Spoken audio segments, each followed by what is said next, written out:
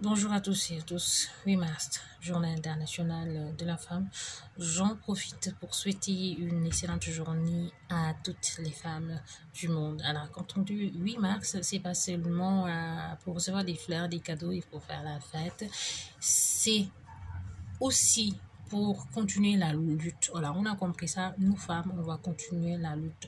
La lutte pour réclamer les droits des femmes. La lutte pour lutter contre toutes sortes de violences contre les femmes.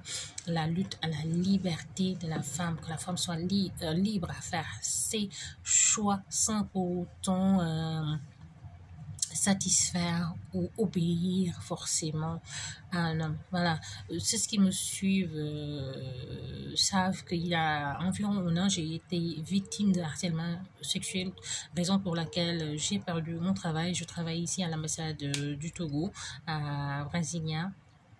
J'ai été victime d'un harcèlement sexuel de la part du chargé d'affaires de l'ambassade du Togo. Son nom c'est Eliana Etcheide. L'affaire est en justice, mais puisque le gars est diplomate, voilà, ça traîne trop parce qu'il a l'immunité diplomatique et des privilèges. Voilà, mais j'en fais ma lutte. Je dénonce, j'ai dénoncé, je dénonce et je continuerai à dénoncer haut et fort parce que vous savez tous que c'est un phénomène qui est là, qui est en train de se passer dans toutes, que ce soit les entreprises, les administrations, dans le public, comme dans le privé, les écoles et partout. Voilà, donc il faudrait qu'on lutte contre ça.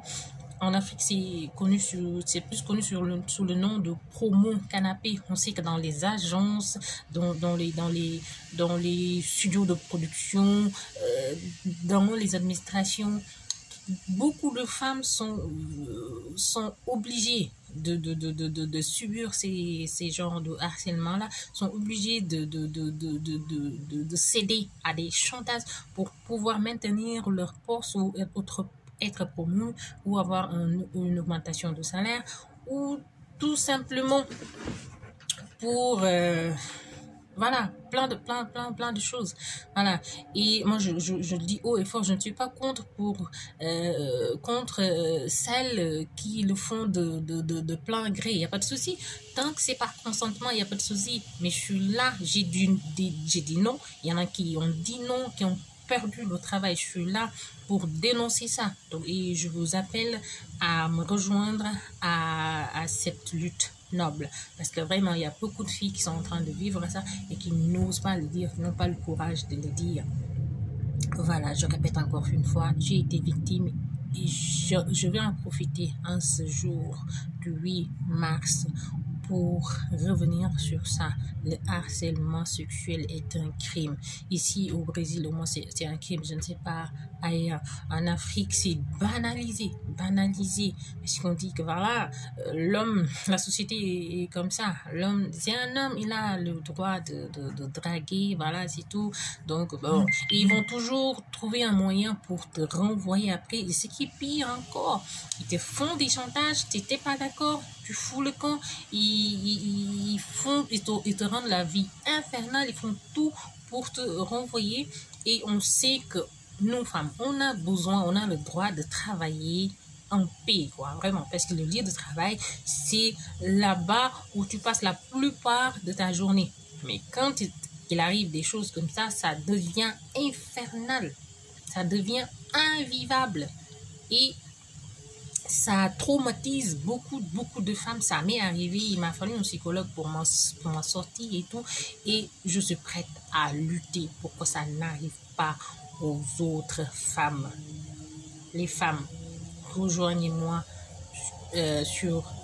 dans ce lutte-là, vraiment, parce que ça en vaut la peine. Il y en a beaucoup qui souffrent à cause de ça. Alors, à partir de ce jour, je vais créer une page. Je dois communiquer en portugais, en wolof et en français aussi. Donc, je suis en train de réfléchir sur le nom de la page pour que ça touche toutes ces trois communautés-là. Voilà, donc si ce n'est pas aujourd'hui, ce sera bientôt. Je vais lancer cette page et je vous invite à rejoindre massivement la page. Les filles, je vais vous aider.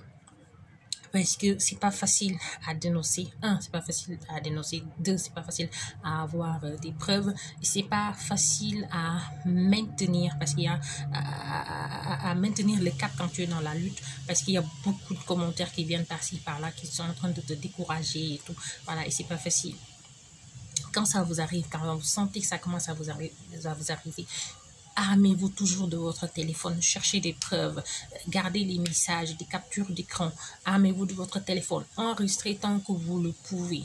Tant que ça ne vous plaît pas et que vous voyez votre chef hiérarchique vous propose des relations, dans mon cas c'était une relation extra-conjugale, sachant que moi je suis mariée et lui il est marié, qu'est-ce qu'il veut? Il a insisté et allé jusqu'à ce que m'ont renvoyé, parce que j'ai dû craquer, je n'en pouvais plus, je lui ai crié dessus et je suis sortie la raconter à tout le monde. Ils disent que je ne pouvais pas le parler parce que c'était sa vie privée. Alors là, il a promis de me renvoyer. Alors, j'en passe. J'ai presque un an, ça fait presque un an, j'ai vu tout ça. Je vous épargne des détails. Voilà, il a promis, il a dit à tout le monde qu'il allait m'envoyer à la comptable. Il a dit ça, elle-même l'a dit, qu'il essaie de trouver un moyen pour me renvoyer. La première secrétaire me l'a dit, tout le monde me l'a dit. Voilà, donc moi je savais déjà ça, j'étais préparée à être renvoyée, donc il fallait que je dénonce. Je l'ai dénoncé bien avant d'être renvoyée, c'est ça, voilà. Ayez le courage, les filles. Quand ça ne vous plaît pas, ça ne vous plaît pas. Un non, c'est un non. Vous n'êtes pas obligé de faire quelque chose qui ne vous plaît pas. Vous n'êtes pas obligé. C'est pas la fin du monde. Voilà, c'est toujours des menaces. Si vous en parlez, vous ne trouverez plus de travail ailleurs. C'est pas la fin du monde. Prenez votre courage à deux mains et dites non. Dites non si ça ne vous plaît pas. Voilà. Je vais m'arrêter là pour ne pas être pour que la vidéo ne soit pas trop longue. Voilà, je reviens à vous dire bonne journée à tout le monde, à toutes les femmes du monde, et du courage. La lutte continue.